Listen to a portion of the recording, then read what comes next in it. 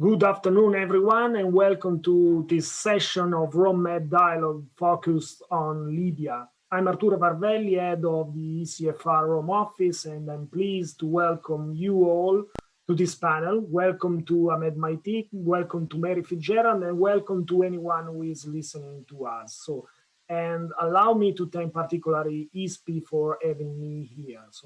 Together with our colleague Mary Fitzgerald, one of the leading experts on Libyan issues and currently associate fellow at King's College, we have the opportunity to interact with Ahmed Maiteeq, Vice President, Presidential Council of the GNA, General National Accord Government of Libya, one of the key figures of the current Libyan political landscape. Well, we have very little time, so I will start immediately by asking the first question to Vice President Maiteeq. Mr. Maiteeq, over the recent months, there has been a lot of progress in trying to solve the Libyan crisis, many negotiating tables, and many parallel tracks from a military, political, and economic point of view. A new roadmap has been established, which should lead to new election in a year's time. However, last month in Tunis, there was no agreement on the composition of a new national unity government. What have been the main obstacle to this agreement? Is it a matter of names? Meaning you could not agree on one person to entrust with guiding Libya's political transition, or is there any other political issue? Thank you, Arturo, and thank you, Mary, for having me today. I think talking about the UN talks in Tunis, and as you know, this talk have been started some time ago since the Berlin process and the Berlin meeting. There were different meetings, and some of them was a very successful story regarding the meeting in Geneva, 5+5. I'm talking here about the military meeting. Other meetings were in Gdamis, in Libya, held by different Libyan actors, and the East and the West, which a couple of months ago was in attack against each other. This is a successful part of the story. The second successful one was held in Tunis by the UN missions and the UN Special Envoy, Stephanie Williams. She succeeded with the 75 Libyan people who was in Tunis, putting in mind that they are from different actors and there were a conflict between them. They succeed to fix a date for election. This is the 24th of December, 2021. Plus, they are, until today, they are meeting with the Zoom, with the computers. You know, everybody knows that we are passing very difficult time of the COVID-19 problems. That's why they have they still have meeting today and tomorrow to find a way to choose the mechanism of the new presidential council and the new prime minister, how it's gonna be chosen. This is the first obstacle. The second obstacle, as you know, it's gonna be different actors and different representing different regions in Libya. And some of the members of the talks would like to have different names from different regions. And other members would like to have everybody elected from the room, from the 75 of the whole set. As you know, the 3 members of the presidential council and the prime minister. They did not find a way yet, and they do not agree on the mechanism if it's gonna choose from different regions or they're gonna choose from the room, the whole names. Mr. Maiteeq, in September, you made headlines with news of an agreement with Khalifa Haftar. That agreement caused some controversy. How was it received amongst your colleagues within the GNA? And almost 3 months on, how do you think the agreement has worked out? Has it worked out as you expected? Several people linked that deal with your own personal ambitions. You have indicated indeed that you would like a leading role in any future government. Can you be specific about what kind of role you would like? What are your ambitions? Thank you, Mary. I think it is very clear. I will put it very clear what kind of agreement is economic agreement put into the oil blockade was lost 9 months, and this is one of the it is the 95% vital for the Libyan economics, and without the financial support of the exporting of oil, Libyan economic cannot survive and cannot build for the next year, and we are basing our budget on this exporting of oil. So it is a very vital issue for Libyan, and reaching an agreement with the East, it sent a hope to the Libyan people that agreement between Libyan could be set very not difficult if there is, you know, a good purpose and the clear target was put on the tables. Regarding how this agreement was received from different members of the GNA, as you know, GNA is a form of government put in place after 2 years of delegation on Skirat, and in Morocco we came to national unity government, and national unity government from different actors. Each one of the member of the presidential council have different background and different, you know, political view, and that's why you cannot agree that the whole presidential council and the GNA is having one view in different cases and different scenario. I believe myself, I believe that without reaching an economic agreement with different Libyan partners on the east and other parts of Libya, we cannot go on and proceed for peace and the ceasefire. It is the agreement who pays for the ceasefire and pays the whole UN talks later on. Without reaching an agreement on 18 of last September, we cannot or we couldn't arrive to where we are today from 5+5 and allowing the airplanes and the flight come from the east to the west, opening the channel from different Libyan actors and opening a very open and direct dialogue between Libyans. That's how I see it, and that's how I receive it. Regarding your question about how I see myself on this, well, I'm a member of the Libyan society, and if Libyan choose a member of their society to be a leader or to act on a position, I will be very happy. Thank you, Mr. Maiteeq. You were the architect of this agreement that allowed the reopening of oil wells. What are the foundation of this agreement, and what are the main problems? Because there are some problems. Just last week, the Central Bank of Libya did not collect the oil money, but all incomes went to the Libyan Foreign Bank until the top management finds a transparent solution. And the question is, how do you intend to resolve this issue in a lasting and effective way? As you know, or many people who read this agreement, it's based on 9 points. Most of this point talking about economic reforms and monetary reforms. Most of the problems was based because of the split of the central bank. In Libya today, we have a central bank is the legal and the official one in Tripoli, which is a couple of minutes from my office here, a couple of meters from my office here, and others based on Beida, and it is the financial support of the official government or the government of Beida. Okay.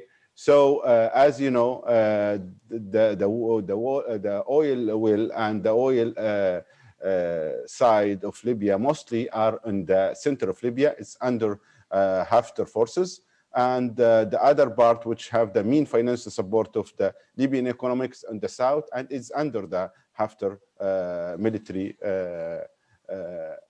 as well.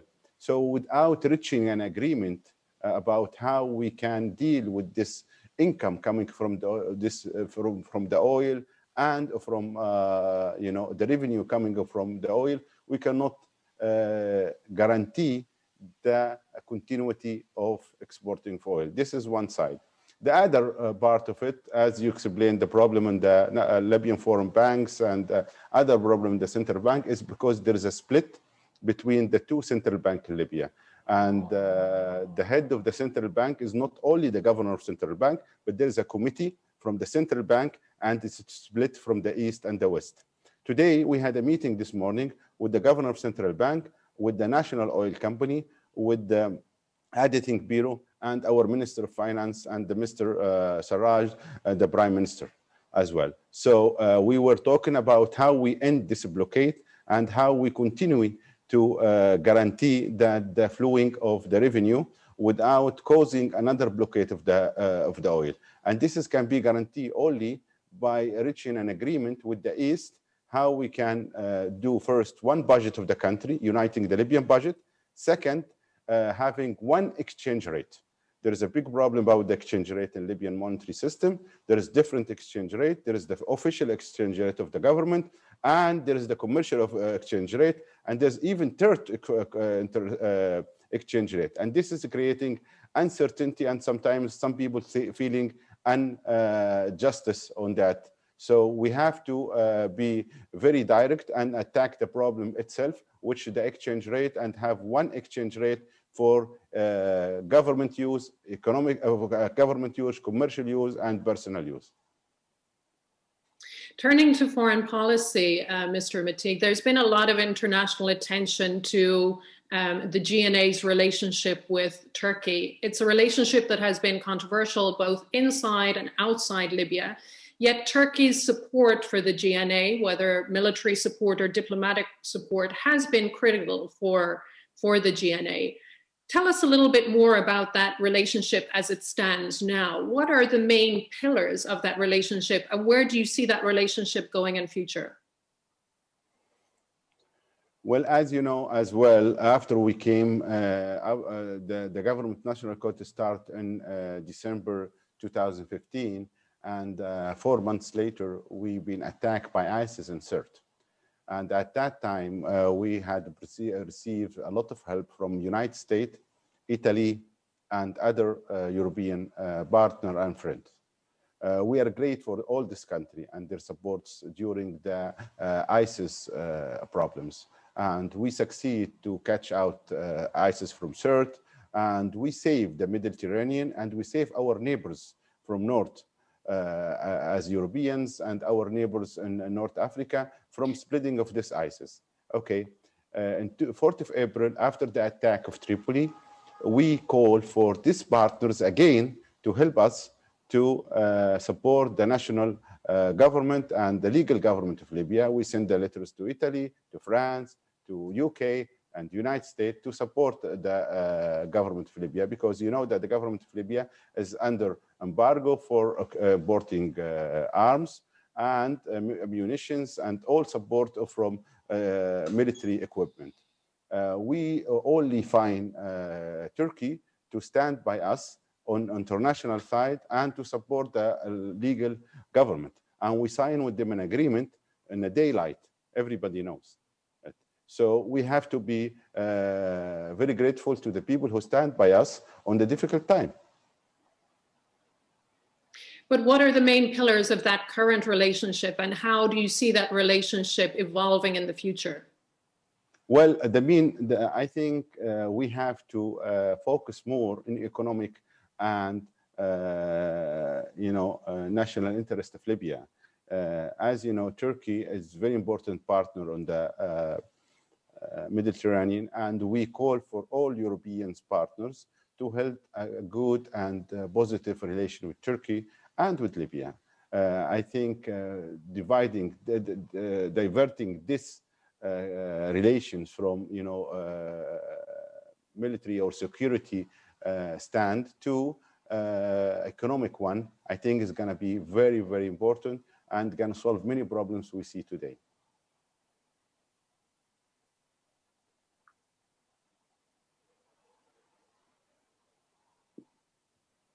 Okay, can you hear me? Yes. Okay, sorry. The next question is again on military situation and external forces. So in the last period, you have been very active at the international level, and your relations with Moscow are pretty good. Do you think Turkey and Russia will withdraw their military forces from Libya if a new agreement is found, because this has emerged as one of the critical points in Tunis and in the negotiation in general? Well, as you know, the sovereignty of Libya is above anything. We have to be very clear on this. We don't need any foreign forces in Libya. And at the same time, we need to be sure that anybody in Libya is a part of a positive act in Libya. So I don't think that any solutions will not include that foreign forces have to leave Libya. It can be respected or receive it in a very well manner with the Libyan people. Mr. Maiteeq, the election of Joe Biden could bring about a change in US policy towards the Middle East and North Africa. What are you expecting to see from the Biden administration in terms of US policy towards Libya? Well, there's a lot of problems regarding the new administrations domestically in the United States. And I think that the new administration in the United States will have to face, and they have to face many problems to solve internally in the United States, solving their own problems. I think there's a lot of domestic problems, and within the few months to see, we can see very clearly that they will take care of their own problems within a couple of months at the beginning. But overall, we're looking to very positive roles of the United States on the Mediterranean and Libya, and the stability of the Mediterranean and stability of North Africa. I think it's very vital to United States security as well. So I think that the new administration will focus on the whole regions, putting the mind in Libya, but I don't expect it that gonna be very soon at the beginning of the next year or so, because there's a lot of other files. It's have more priorities within the US administration. Hopefully that we can see acting from the United States, the Libyan file very soon. This is positive for our side. How do you see actually the Biden administration affecting Libya's relationships with, say, Turkey and Russia, two countries that have increased their influence in Libya over the last year? Well, we have to see within the coming next 2-3 months to understand exactly what's the State Department, the new State Department acting regarding Turkey and their relations on the Mediterranean and their European relation as well. We've seen the new administration of the State Department, but until now, I think acting a Libyan file will be very vital to the United States. What's their position? We have to figure out within a couple of months. But I don't think they will stand without acting on the Libyan file. My next question is about the Italian fishermen's detention, because as you can imagine, this is an important question for Italy. As everybody knows, 18 Italian fishermen have been detained for 3 months in Benghazi. So you have proposed yourself as a sort of mediator to solve this problem, to solve these issues. So could you elaborate on this topic?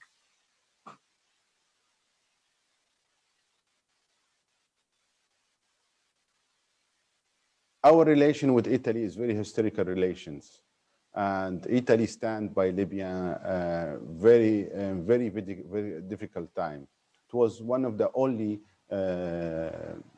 ambassador or embassy was opening during the conflict since the 4th of April 2019 until today, and was reopening again after the conflict in 2014. So our positive and good relation with Italy